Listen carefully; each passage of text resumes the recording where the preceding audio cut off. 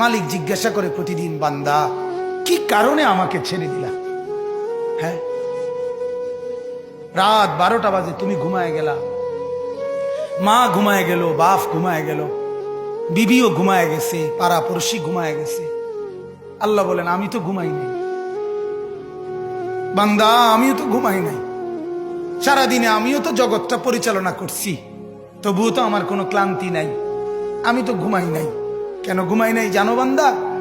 রাতের 2টা বাজে যদি তোমার পেশাব করতে হয়, রাতের 3টা বাজে যদি তোমার দরজা খুলতে হয়, তখন যদি তোমাকে উঠতে হয়, আর আমি যদি ঘুমায় যাই বান্দা, তোমারে চোখ মেলে দিবে কে?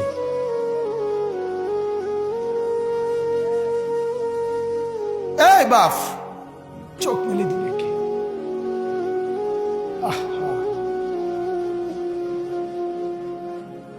আল্লাহ আমাদেরকে মাফ করে।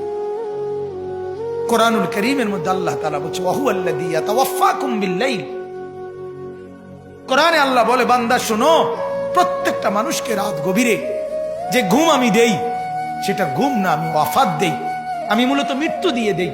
আবার আমি দয়া করে একটা নির্দিষ্ট সময় পরে চূড়ান্ত মৃত্যু দেব বলে আমি আবার সেই হায়াত সকালবেলা যখন জাগতে শুরু হয় তখন আমি ফিরে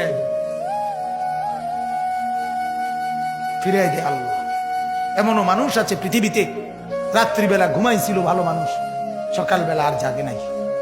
আমার একজন দূরসম্পর্কীয় চাচা আছে, প্রফেসর ছিলেন, ভালো মানুষ ছিলেন, রাত্রিবেলা জলজ্জান্ত মানুষ ঘুমাইছে, সকালবেলা আর দরজা খুলে দেখছে ওই মানুষটা জীবিত ছিল না, মারা গেছে। হতে পারে না? হতে পারে কিনা বলেন না? তাইলে বছরের পর বছর, মাসের পর মাস, এই বাপ, বাহিরের কারো চিন্তা করে বাদ দেন। আপনারা যারা বসছেন, আপনাকে বলছি, আপনি কষ্ট করে বসছেন, রাতের 12টা বাজে, রাতের 12টা বাজে, এত কষ্ট করে বসছেন, বিনিময়ে একটু ভাবেন, একটু ভাবেন, অনুরোধ আমার, একটু ভাবেন।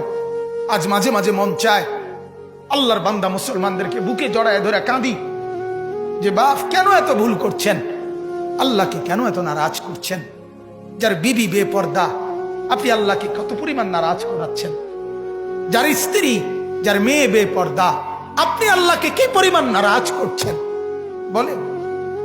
এক কুকুর মরলে, লাশ ফেলে রাখলে যেই দুর্গন্ধ ছড়ায়, সেই দুর্গন্ধে অল্প কিছু মানুষের কষ্ট হয় কিছুক্ষণ, কিন্তু এক নারী বেপর্দা হাঁটলে যে যুবকগুলোর চরিত্র নষ্ট হয়, সেই নারী এক মরা লাশওয়ালা কুত্তার চাইতেও বেশি দুর্গন্ধ ছড়ায়। কুকুরের দুর্গন্ধ এত বেশি ছড়ায় না, বেপর্দা নারীর দুর্গন্ধ যে পরিমাণ ছড়ায়। সে তো শত শত যুবক তার চরিত্র শেষ করে দিছে। এই সিনেমার নায়িকা নর্তকীরা উলঙ্গ আর ছবি আর বিবস্ত্র ছবি আর নাচ গানের এই ফুর্তি দেখিয়ে এরা হাজারো যুবকের চরিত্র গঠন করে না নষ্ট করে? কথা বলেন না কেন? এজন্য আমার শায়েখ আল্লামা মুফতি মুশতাকুন নবী সাহেব বলে, হাজারো মানুষের জীবন নষ্ট করে যে, এজন্য তার জীবনে কখনো সুখ ধরা দেয় না। এজন্য এই পৃথিবীর জরিফ এটা, আপনি জরিফ চালায়া দেখেন, যত সিনেমার নায়ক নায়িকা, এদের জীবনের মতো দুঃখী জীবন, ব্যক্তি জীবনের মতো কষ্টের জীবন আর কারো নাই।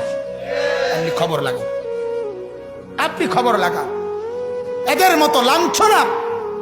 কারণ হাজারো যুবককে নষ্ট করছে এই হাসি দিয়া, অথচ এই হাসিটার মূলত আসল হাসি না। এই হাসি যদি ল্যাবে অথবা ডায়াগনস্টিক সেন্টারে পরীক্ষা করায়, প্রত্যেকটা হাসির মধ্যে ফরমালিন পাওয়া যাবে। কি পাওয়া যাবে? ফরমালিন।